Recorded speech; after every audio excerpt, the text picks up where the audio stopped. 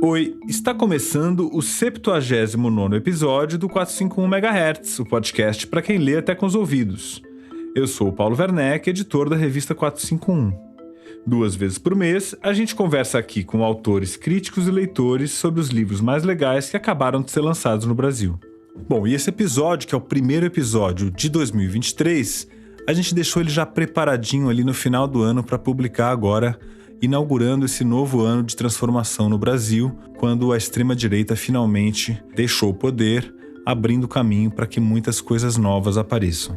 E foi nesse espírito que eu conversei com a nossa entrevistada de hoje, a cientista política Gabriela Lota, que é uma especialista em políticas públicas, em serviço público e também na concepção do Estado brasileiro. No entanto, quando a gente estava prestes a publicar esse episódio, aconteceu essa tragédia que foi o dia 8 de janeiro em Brasília, quando extremistas, golpistas, terroristas, chamem como quiserem, destruíram o Palácio do Planalto, o Congresso Nacional e a sede do STF. Não dava pra gente publicar essa conversa sem voltar ao assunto com a Gabriela Lota, depois de passado o ano, passada a transição de governo e depois desses acontecimentos, para ouvir um pouco das primeiras impressões dela a respeito desse dia trágico na história do Brasil. Se em algum momento, inclusive eu disse em tempos passados que o Bolsonaro mostrou pra gente um processo de um governo contra o Estado, o que a gente viu foi um processo de uma sociedade contra o Estado. Não uma sociedade, uma parcela da sociedade, creio eu que uma parcela pequena, mas uma parcela extremamente violenta contra o Estado. Esse episódio tem apoio do Instituto República, ou república.org, que é um instituto dedicado a repensar o Estado brasileiro e a melhorar a gestão de pessoas no serviço público. Bom, mas antes de apresentar um pouco melhor a Gabriela, eu preciso dizer que o 451 MHz tem o apoio da editora Fósforo. Ludwig Wittgenstein nasceu em Viena em 1889 e foi professor de Cambridge e Oxford, tendo se tornado um dos mais importantes filósofos do século XX.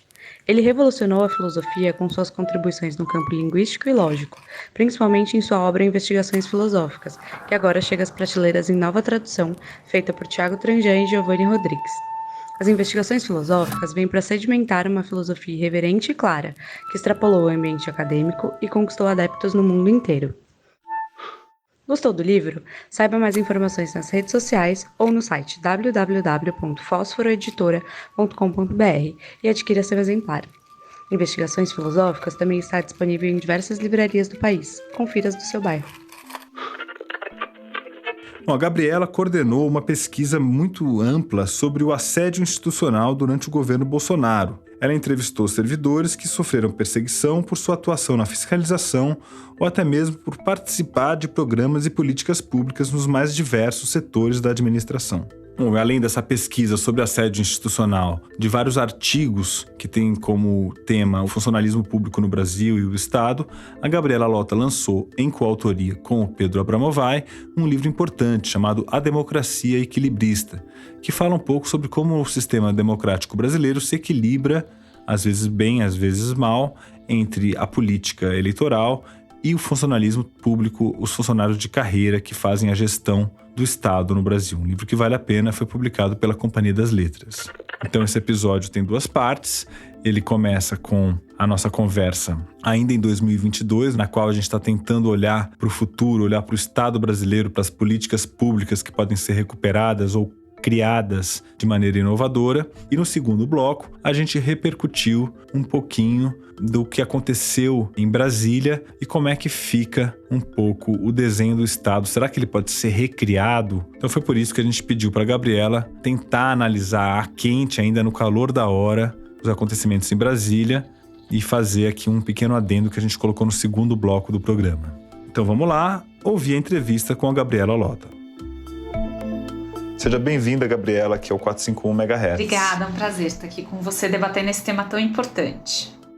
E super interessante, né? Uma coisa que a gente, às vezes, quando fala em burocracia, é quase um sinônimo de uma coisa negativa, uma dor de cabeça para o cidadão. No entanto, qualquer país desenvolvido tem uma burocracia muito protegida e muito capacitada e faz parte da vida. Então eu queria começar aí por esse livro que você lançou com o Pedro Abramovay, que é Democracia Equilibrista. Tem uma ideia bem clara nessa ideia do equilibrismo da democracia brasileira, né? Que ideia é essa? Bom, então, o livro, ele é um esforço feito por mim e pelo Pedro de tentar discutir o que é esse equilíbrio democrático a partir de casos que são muito reais. O Pedro vivenciou durante muitos anos um cargo político dentro do governo Lula e durante esse período dele, ele experienciou algumas situações em que a democracia de alguma forma foi contestada ou colocada em risco por desequilíbrios que fazem parte do funcionamento do Estado. E a gente discute especificamente um potencial desequilíbrio que é da relação entre os políticos,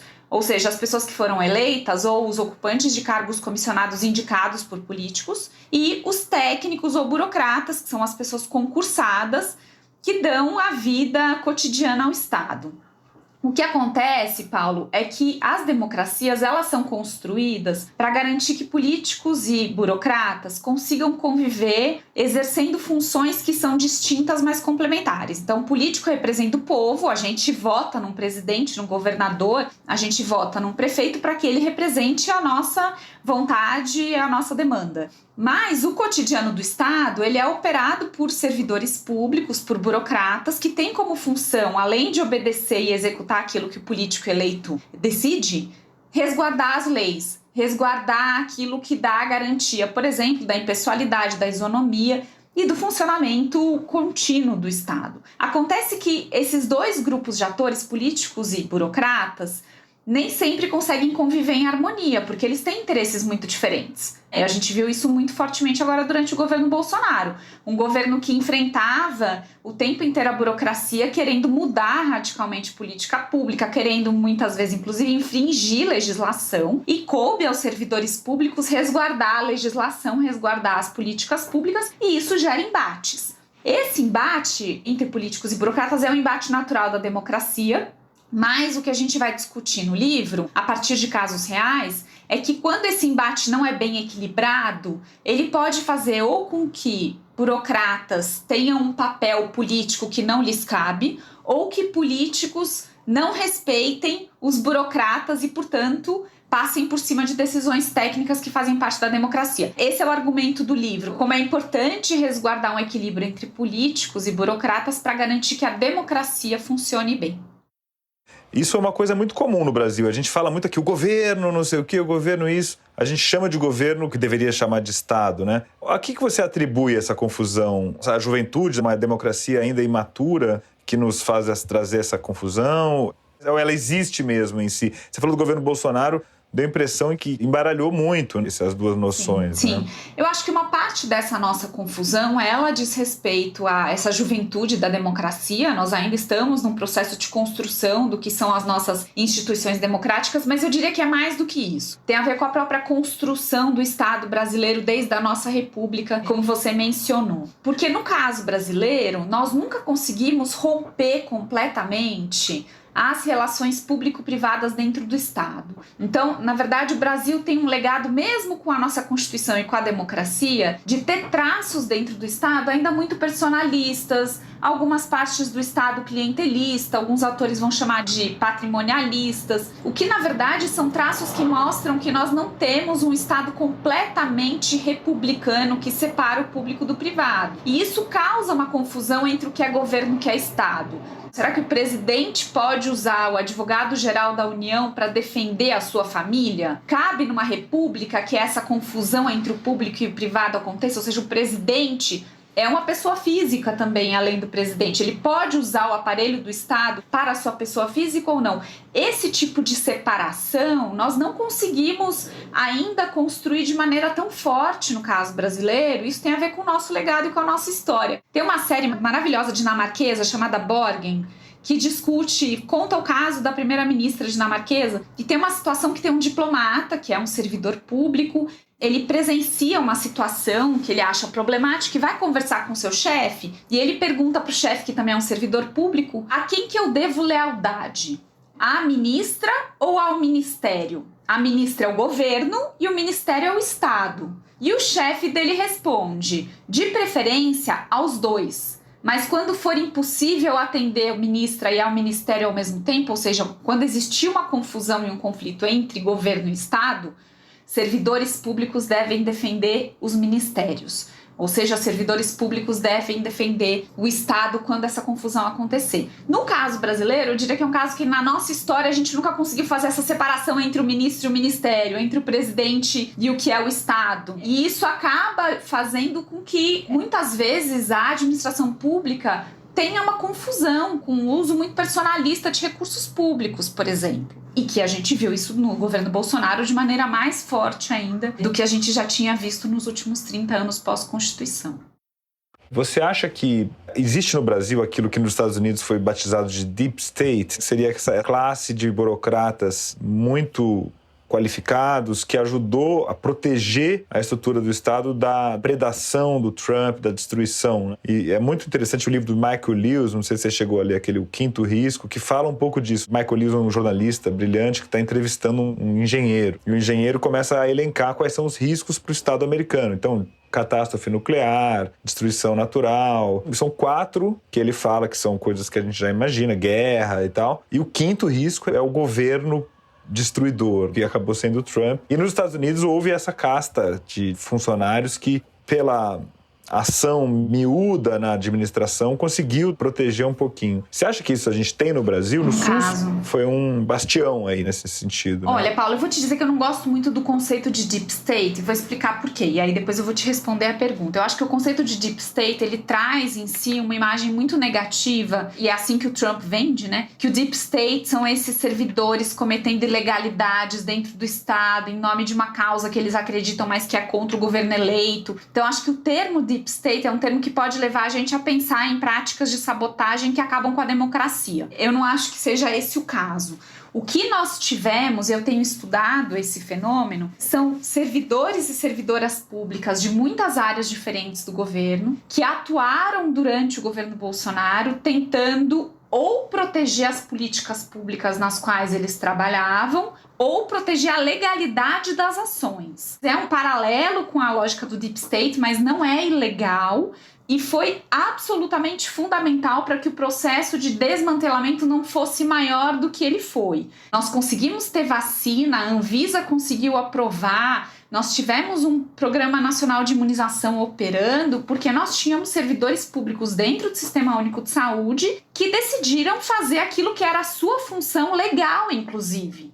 Nós vimos isso muito fortemente na área ambiental, quando, por exemplo, nós tivemos um ministro que era contra a fiscalização ambiental, tentou desestruturar o nosso programa de fiscalização e os servidores públicos do IBAMA, do Ministério do Meio Ambiente, seguraram a onda e continuaram fazendo a sua função, mesmo que muitas vezes colocando sua própria vida em risco, mas não eram ações ilegais, por isso que eu falei, a coisa do Deep State ela pode confundir para a ilegalidade.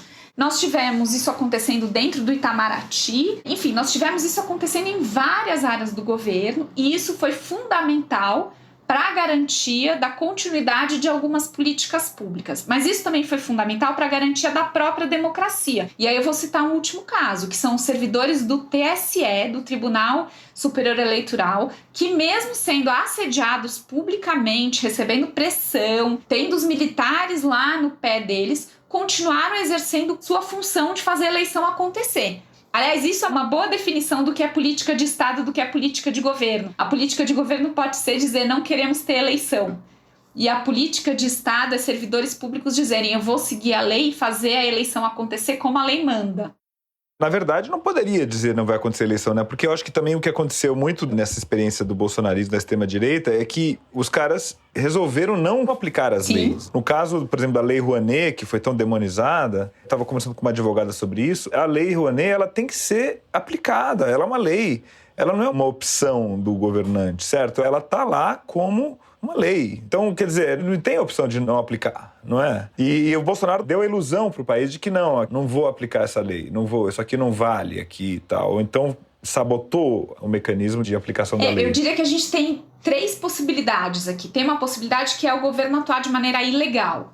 E a gente viu isso acontecer em algumas áreas. Mas tem outras duas coisas, que é, a gente pode não ser ilegal, mas simplesmente não garantir as condições necessárias para que alguma coisa aconteça. Então, assim, eu não vou ser contra a Lei Rouanet, mas eu não vou ter servidor público para fazer ela funcionar, eu não vou dar recurso público para fazer ela funcionar, eu não vou fazer chamamento. Ou seja, eu não dou as condições para a lei poder ser aplicada. Eu não estou sendo ilegal, eu simplesmente não garanto que ela vai funcionar, que é um pouco que aconteceu na área de fiscalização ambiental.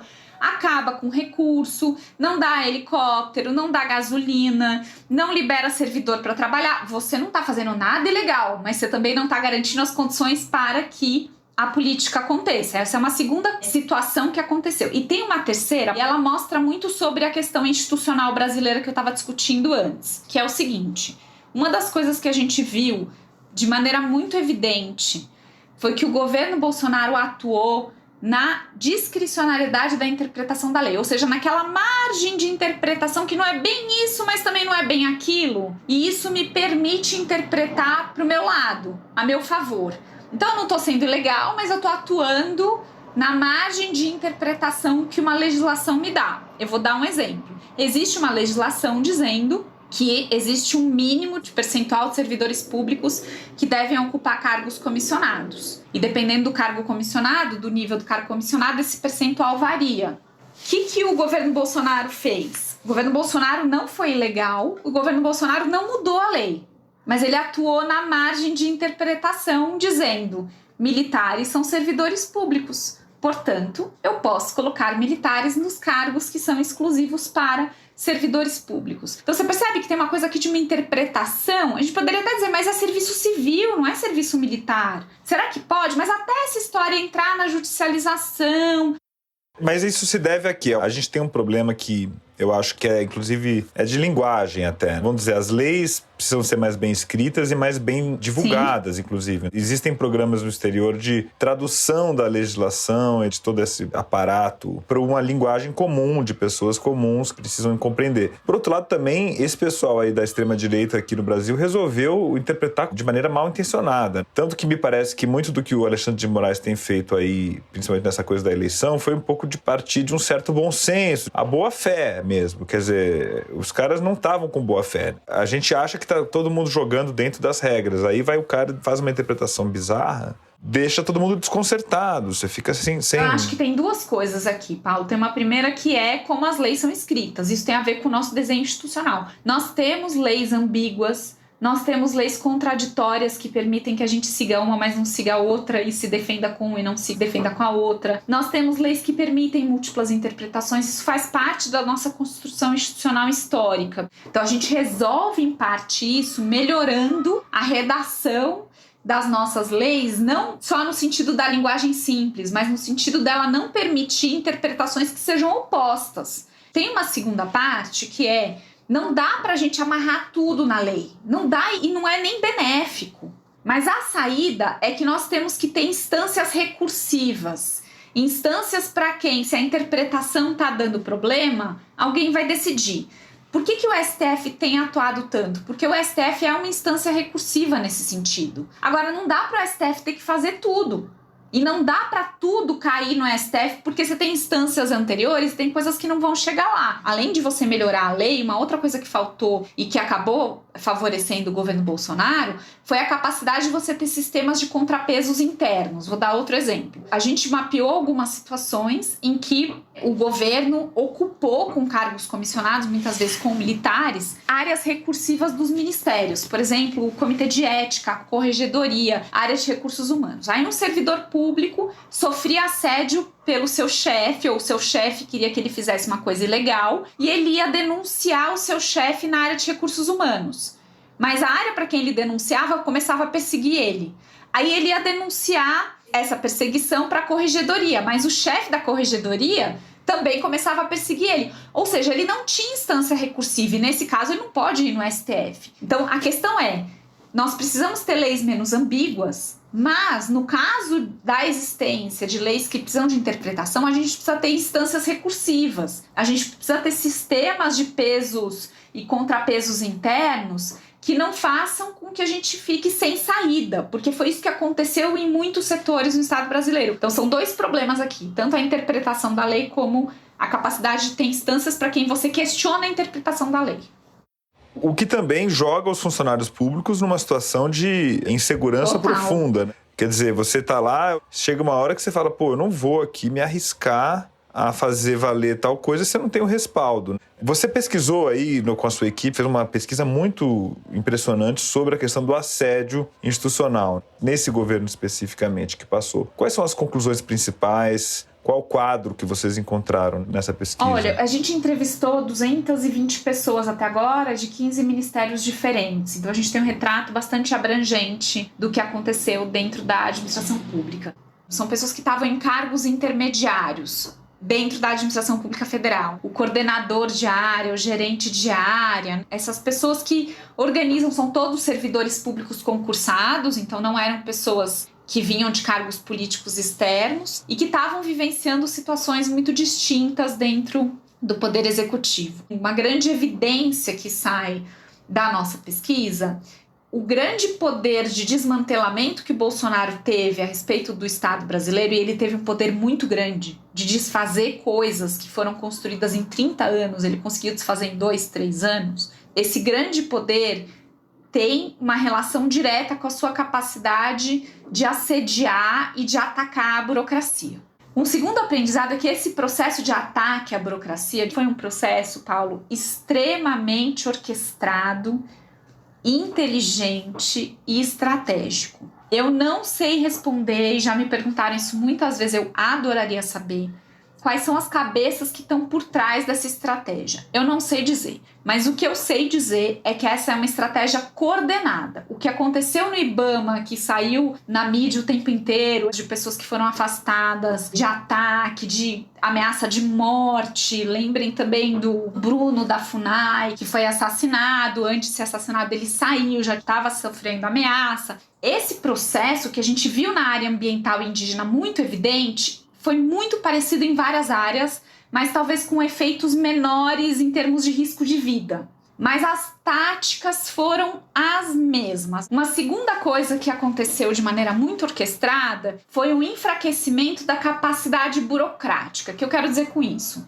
Os servidores públicos, eles precisam de várias proteções para conseguir trabalhar. Por exemplo, ele precisa acessar um sistema, ele precisa dizer o que ele fez, as decisões dele têm que ser documentadas, ele precisa de informação. Por que tem que estar documentado? Porque ele precisa se resguardar caso alguém questione. Uma das coisas que aconteceu nesse governo é que eles foram, aos poucos, cortando as capacidades de proteção burocrática. Por exemplo, proibindo servidores públicos de entrar em sistema, apagando informação, desaparecendo com relatórios técnicos. E esse foi um outro mecanismo que foi acontecendo na esplanada como um todo. Tem uma outra coisa que aconteceu que está muito vinculada a isso, é a coisa dos militares, que é uma estratégia de politização da máquina, mas principalmente uma politização via militarização, que é isso de você ocupar cargos intermediários e cargos altos com servidores indicados, muitas vezes militares, que são leais à agenda governamental. E a substituição de pessoas técnicas por pessoas indicadas politicamente. Você teve um processo de experimentação, aprendizagem e disseminação.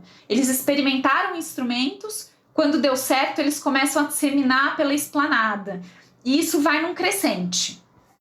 E por isso que foi bom o segundo mandato não ter acontecido, sim. Porque, como provam tantos estudos aí, inclusive o Laut publicou um material chamado Caminhos da Autocracia, que mostra que é no segundo mandato que o pessoal espalha mesmo. Mas você falou que impressiona essa sofisticação, porque quando esse pessoal entrou, a gente fala, eles não vão ser capazes nem de destruir um pouco a ideia. Mas eu vou arriscar aqui uma especulação. Acho que tem um lado que vem do Trump mesmo, que é um receituário que possivelmente deve estar, inclusive, sistematizado, parece ser uma cartilha mesmo. Por outro lado, me parece que o Bolsonaro conhece muito bem o Estado brasileiro. Foi deputado por tantos anos, então ele tem uma intimidade com aquilo, né? Parece um pouco o que era o Putin, vamos dizer assim, só que sem conseguir se manter. O Putin também era esse cara que conhecia toda a burocracia soviética, depois pós-soviética, KGB, não sei o quê, ficou lá em silêncio durante muito tempo. De repente, no poder, ele conseguiu fazer o controle. As mãos onde ele quis, né? Sim. Eu acho que essa é uma hipótese super plausível. Aí somo a isso, não só que o Bolsonaro conhece, mas que ele colocou muitas pessoas que conhecem, especialmente militares, e que tinham já construído estratégias aí de controle político. Enfim, a gente tem um processo de aumento da atuação dos militares no poder executivo há algum tempo. Então você tem gente que foi aprendendo,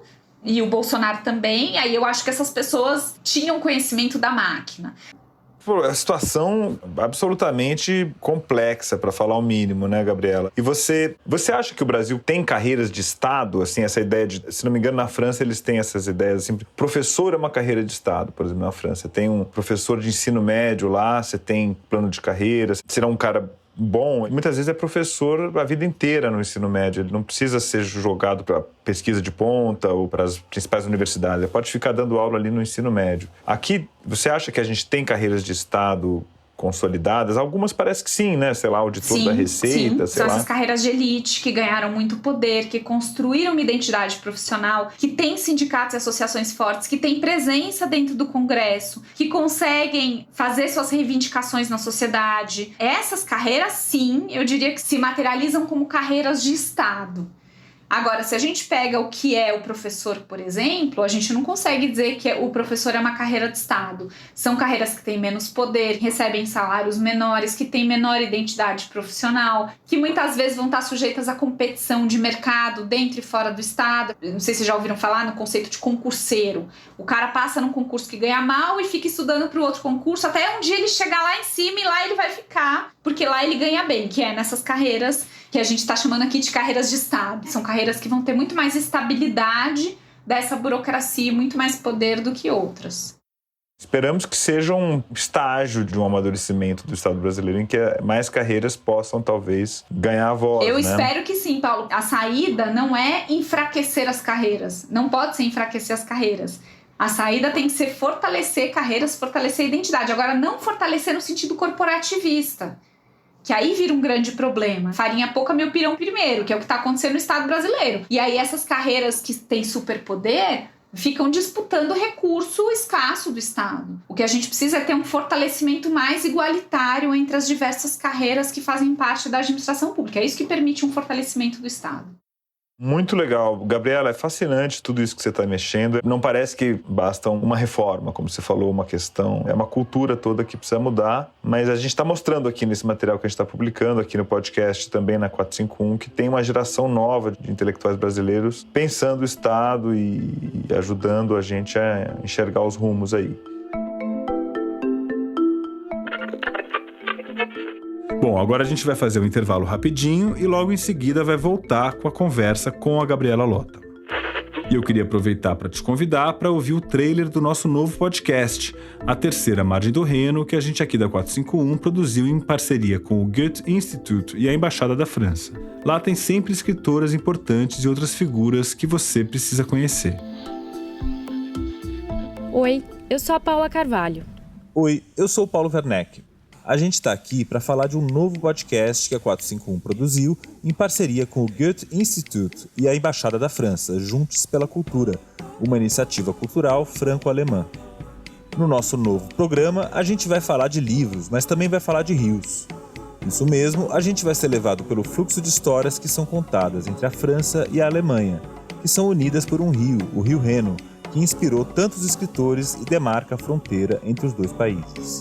De um lado está a Alemanha, do outro a França. E na terceira margem está o Brasil, que é de onde nós contamos essa história. A terceira margem do Reno vai mostrar em 9 episódios como é que as literaturas irrigam umas às outras, às vezes se bifurcam, se espalham e fertilizam a cultura. A gente entrevistou autoras e autores brasileiros que evocaram suas autoras e autores preferidos nas literaturas de língua francesa e alemã, e trouxeram novos afluentes, como os saberes tradicionais, as ciências sociais, as artes e a cultura das periferias.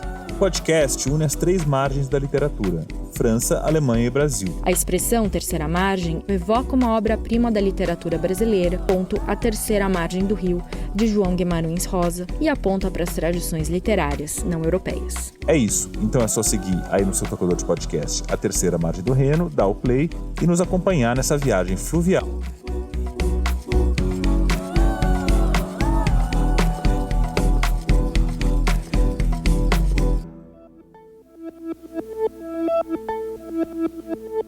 Bom, e antes de a gente ouvir a segunda parte da entrevista com a Gabriela Lota, eu queria te fazer um convite. Você já conhece o plano Ouvinte Entusiasta aqui do 451 MHz.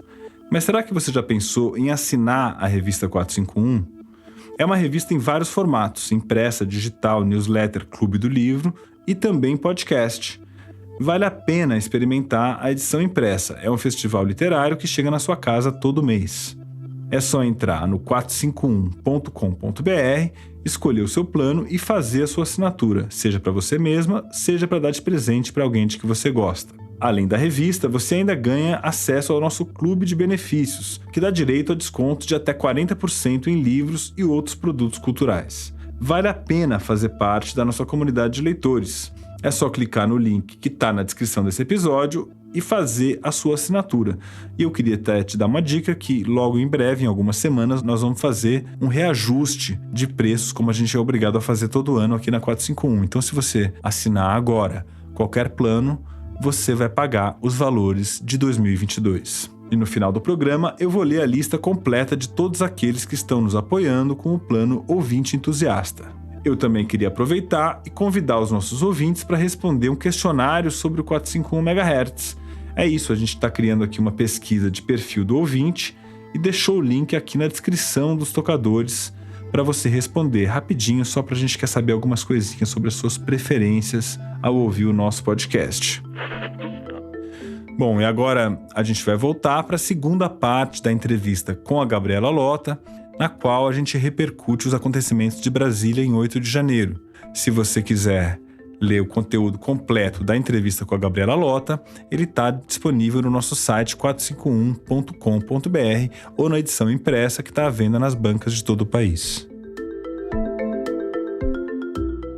Bom, estamos aqui para fazer um update na nossa entrevista. A gente estava indo publicar ela aqui, estava prontinha, mas no dia 8 de janeiro, como todo mundo sabe, aconteceu um ataque terrorista ao Estado brasileiro, né? É nesse contexto que a gente está reabrindo a conversa com a Gabriela Lota, né? A gente conversou no final de dezembro, sempre nessa perspectiva de repensar o Estado brasileiro fora do tempo da política mais diária, né? Fazer aquele pensamento de mais médio, longo prazo. Nesse sentido, como você entende esse ataque ao Estado brasileiro? Porque, por ser os 3 poderes, se caracteriza de maneira muito forte ao poder estatal mesmo, né? Olha, Paulo, é muito difícil analisar no calor da hora, então claro que muitas coisas podem acontecer nos próximos dias e eu até talvez pensasse de outra maneira, mas enfim, tentando reagir ao que a gente viu ontem e dentro desse processo mais amplo do qual a gente já conversou antes, esse ataque foi um ataque muito claro às nossas instituições republicanas. Se em algum momento, inclusive eu disse em tempos passados que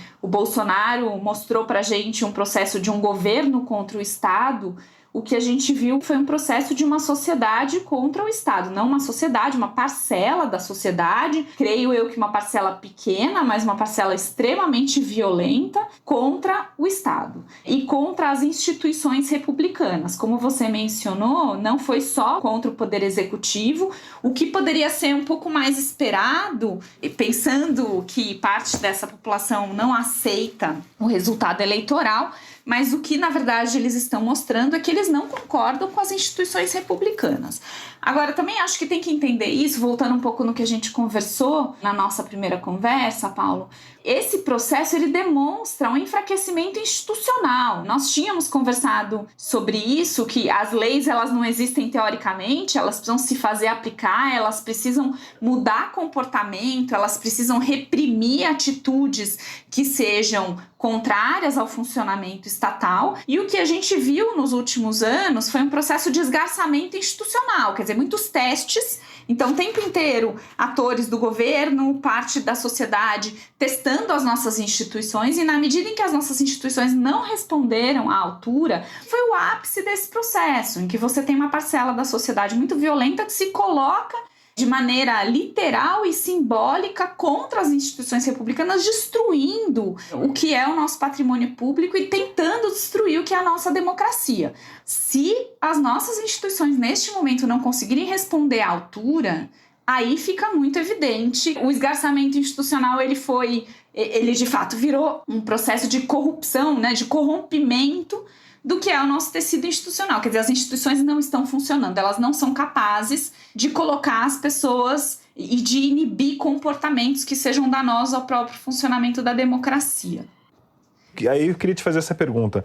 Grandes acontecimentos trágicos na história dos países muitas vezes reconfiguram a sua própria ideia de nação, né? A Alemanha é o exemplo mais clássico disso. Em que medida que essa experiência que o Brasil viveu, que é fisicamente a mais violenta que ocorreu em termos de ataque a prédios públicos e tal, pode reconfigurar o Estado brasileiro? Quer dizer, você acha que nesse momento de repensar o Estado, que era a nossa pauta já desde a nossa primeira conversa, agora se acelera um processo de repensar as instituições brasileiras? Eu creio que sim, a gente só não sabe para que sentido. Essa é a grande questão. Vou tentar pensando aqui no que é o Estado, né? Vou lembrar que a definição clássica do Max Weber, falando do Estado, o Estado detém o monopólio do uso da força em um determinado território. E quando ele está falando sobre o monopólio do uso da força, não é só a força material, mas também a força simbólica. O que aconteceu foi o ápice de um processo de tentar deslegitimar a força material e simbólica do Estado. Então você tem uma parcela da sociedade que tenta pegar para si o uso da força, inclusive se atentando contra as instituições estatais e usando a violência contra essas instituições, simbólica e materialmente. A única forma desse Estado se recompor, se reconfigurar e nós termos de volta um Estado democrático de direito é se o Estado conseguir recompor esse monopólio do uso da força. Se o Estado não for capaz de fazer isso, ou seja, as pessoas não podem usar a violência contra o próprio Estado dessa forma, aí eu não sei o que fica no lugar. Acho que nós estamos num ponto de virada, Paulo, em que eu realmente não sei o quanto as nossas instituições vão ser capazes de responder à altura para dizer nós detemos o monopólio do uso da força e nós vamos reorganizar esse Estado brasileiro em torno disso. Se conseguirmos fazer isso, eu diria que é sim um ponto de virada para o fortalecimento do Estado. O que vai significar, ou deveria significar, pelo menos potencialmente, repensar o papel dos militares, repensar o papel da polícia, repensar o papel entre as instituições, inclusive o poder judiciário, executivo, legislativo, mas também os entes federativos. Quer dizer, o que a gente viu foi uma grande panaceia institucional. É uma parcela de atores federativos apoiando golpistas, terroristas, não cumprindo sua função constitucional de proteção do Estado brasileiro. Quer dizer, agora é o momento de colocar tudo isso no lugar, mas para isso nós teremos que repensar esse Estado. Esse tecido foi todo muito esgarçado, como eu comentei, Paulo. E não significa fazer gambiarra, porque o que ficou muito claro ontem é que a nossa ordem institucional não está funcionando. Tem vulnerabilidades e pontos cegos incríveis, né? Como, por exemplo, a segurança dos três poderes está na mão do secretário de segurança do Distrito Federal. Quer dizer, é muito poder para uma pessoa só. Tá na mão dele, não é um problema só federativo, mas para além disso, que uma pessoa personalize as decisões sobre o que vai acontecer com uma força policial, por exemplo. As instituições não são capazes de fazer um ator, uma pessoa que tem um cargo político, cumprir a sua função constitucional, né? Quer dizer, nem a polícia cumprindo sua função constitucional porque está seguindo uma diretriz política que é contrária à Constituição. Embora a nossa Constituição ela tenha conseguido arrumar a casa, ela não conseguiu resolver traços históricos do Estado brasileiro, como, por exemplo, o excesso de personalismo em algumas figuras de autoridade. Então, essa história do personalismo, do excesso de personalismo em algumas figuras é um dos problemas que a nossa Constituição não conseguiu resolver e que o futuro do Estado brasileiro precisa enfrentar para a gente poder ter um Estado puramente republicano. Uhum. E outra coisa que me parece ser um problema histórico também que aflorou nesse episódio é a questão da hierarquia militar, né? Que, ao mesmo tempo, é uma coisa celebrada e as escolas militares, a disciplina.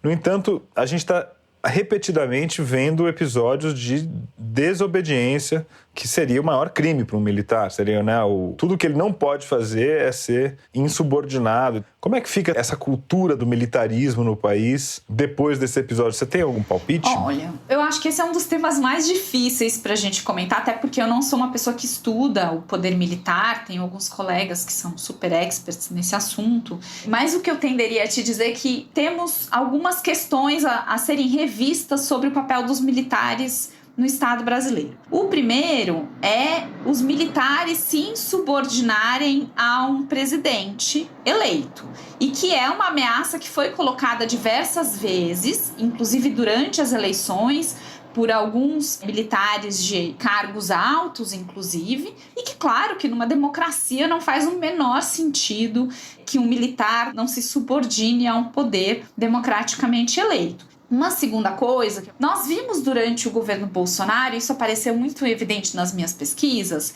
muitos militares que aceitaram entrar no Estado, ocupar cargos comissionados para cumprir a missão do presidente de, inclusive, destruir organizações, atacar servidores públicos, mudar procedimentos, numa lógica que, inclusive, eu escrevi um texto há algum tempo atrás com 2 colegas, que a gente chamou de management militar, uma forma de gestão militar de missão dada, missão cumprida. Nós temos um segundo problema, que é esse problema de parte dos militares que topam cumprir funções, mesmo que elas sejam funções antidemocráticas, que é quase um oposto do que eu acabei de falar, que é ele não se subordinar à ordem do presidente, mas nesse caso é não se subordinar à ordem da Constituição e à ordem legal. Nesse sentido, e aí só para fechar, eu acho que tem uma terceira questão, e isso tem a ver com o comentário que eu acabei de fazer, de coisas não resolvidas no Estado brasileiro, que é os militares, o corpo militar, assim como outros corpos burocráticos dentro do Estado brasileiro, conseguiu ganhar um poder que é completamente disfuncional enquanto uma corporação que ganha mais, que tem regalias, que não está sujeito a sistemas de controle. E nós temos que acabar com essa lógica de corporativismo interno ao Estado brasileiro, em que você tem parcelas da burocracia que vão conseguindo mais poder, mais salário, mais recursos, criando mais desigualdade e não estão sujeitos a sistemas de controle internos. E que levam fatalmente ao autoritarismo, né? Como a gente conhece em exemplos internacionais de estados que foram se militarizando. Sei lá, o Egito é um exemplo, né? Que você tem os militares mandam em todas as esferas do Estado, né? Bom, para fechar aqui esse adendo, que eu te agradeço demais em topar fazer aqui no calor da hora, o que você tem para dizer para os funcionários públicos, para os servidores brasileiros, você que teve tanto contato recente com eles e ouviu questões até de uma certa intimidade do trabalho, questões subjetivas. Muita gente não deve ter dormido nessa noite pensando no seu futuro mesmo dentro do Estado brasileiro, né? Sabe, Paulo, ontem de noite, antes de dormir, eu fiquei pensando, nossa, se eu morasse em Brasília e se eu tivesse assumido um cargo, se eu fosse servidora pública, eu ia estar nesse momento desesperada do que significa acordar no dia seguinte, ir para o meu trabalho com medo, com risco, inclusive dessas pessoas terem pego documentos e descobrir sobre a minha vida e onde eu moro e a minha família. Obviamente só posso, em primeiro lugar, mostrar minha empatia e solidariedade pelo que essas pessoas estão passando, inclusive pelas suas vidas pessoais, não só profissionais, né? Mas, ao mesmo tempo, a gente inclusive falou muito sobre isso na outra conversa, o futuro é um futuro de reconstrução, é um futuro de reconstrução das nossas políticas públicas, das nossas instituições, é um futuro de reconstrução, inclusive da imagem do Brasil lá fora, e agora tem mais uma camada dessa reconstrução, que é, inclusive, material e simbólica do que significa a nossa esplanada, do que significam os nossos poderes. E essa reconstrução, claro que ela é dirigida pelos nossos políticos eleitos e pelos atores do judiciário e do Congresso, mas ela vai ser operada por essas pessoas que estão ali no cotidiano das repartições, né? Hoje eu vi uma postagem de alguém mostrando uma foto dos funcionários, eu não sei se foi do Congresso ou se foi do Palácio, limpando. E era alguém dizendo, pior é que quem vai ter que limpar não são as pessoas que sujaram e destruíram. E essa coisa da limpeza, que é simbólica e também é material, ela vai ser feita pelos servidores públicos. O que me dá muita tristeza, porque são todas pessoas que poderiam estar usando sua energia nesse processo de reconstrução muito maior e que agora vão ter que passar e gastar energia, tempo e recursos para uma reconstrução de algo que, assim, poderia ter sido evitado, de algo que não faz sentido num Estado democrático de direito, de algo que vai nos custar muito e muito tempo. Então, em primeiro lugar, eu mostro minha solidariedade e empatia, mas em segundo lugar, eu desejo muita força para essas pessoas conseguirem voltar para o seu lugar de trabalho e ajudar nesse processo de limpeza simbólica, reconstrução do que é o Estado brasileiro, né? Acho que agora, mais do que nunca, esse Estado por dentro precisa estar unido e forte para a gente mostrar que o Estado brasileiro e a administração pública não estão sujeitos a essas invasões que foram feitas, não só materialmente, mas também, como eu disse, simbolicamente no dia de ontem. Antes de pensar qual é a agenda do futuro, tem uma agenda agora que é muito de reconstrução, né? Reconstrução de elementos muito básicos, de sistemas de informação, memória, documentação, informação que se perdeu nos últimos 4 anos. E disso a gente consegue pensar uma construção melhor para frente do Estado brasileiro. Pois é, e nesse processo vamos ter que discernir também o que é a formação de governo, quer dizer, o que nesses próximos anos agora está na mão do governo que foi eleito e o que está na mão da sociedade para repensar o seu próprio Estado, né? Muito legal, parabéns pelo Democracia Equilibrista, que foi um livro que teve grande repercussão aí desde que foi lançado, acho que está dando o que falar, trazendo uma tese interessante e muitos outros trabalhos que você está publicando, né? Como é que a gente faz para acompanhar você? Além do Twitter, você tem alguma plataforma onde você está publicando seus materiais? Eu coordeno o Núcleo de Estudos da Burocracia, o NEB. Nós temos um blog em que a gente vai colocando as nossas produções e devemos lançar um podcast do NEB discutindo o Estado por dentro, que vai se chamar Estado pra quê? E a ideia é a gente contrapor um pouco o senso comum dessas discussões. Por exemplo, que a gente comentou aqui, será que o Estado é muito inchado? O Estado brasileiro é muito grande? Enfim. Então, tanto pelo blog como pelo meu Twitter e pelo podcast, vocês podem acompanhar um pouco da nossa produção. Esses grandes clichês também que eu acho que estão sendo combatidos agora com trabalhos como o de vocês. O Miguel Lago lançou também agora um livro que também tem parte de alguns clichês do senso comum, desse tipo, um Estado é inchado, o servidor ganha muito, quer dizer, todos os clichês que a gente ouve, eles vão dissecando, assim, né? Muito legal. Bem-vindo, espero que você volte aqui no podcast, na revista também. Obrigada, Paulo. Seguimos na tarefa de reconstrução. Obrigada. Bom, e aproveita que você está aí com o seu celular por perto e faz agora mesmo uma avaliação desse episódio e também do podcast. No Spotify e na Apple Podcasts, por exemplo, você pode dar 5 estrelas para o nosso programa. É só clicar no ícone ali que tem as 5 estrelinhas e dar a sua avaliação. Se você quiser, também pode indicar o 451 MHz para outras pessoas. Assim, você ajuda o nosso conteúdo a chegar aos novos amantes da literatura. Você pode também, se quiser, compartilhar agora mesmo esse episódio com seus amigos. Manda aí para os seus grupos de discussão, para as pessoas com quem você gosta de conversar sobre livros. É só compartilhar, usando aí o botãozinho de compartilhamento e nos ajudar a chegar a mais amantes da literatura. E antes de dar tchau, eu queria agradecer aos nossos ouvintes entusiastas que colaboram financeiramente com a realização do podcast com R$20 por mês.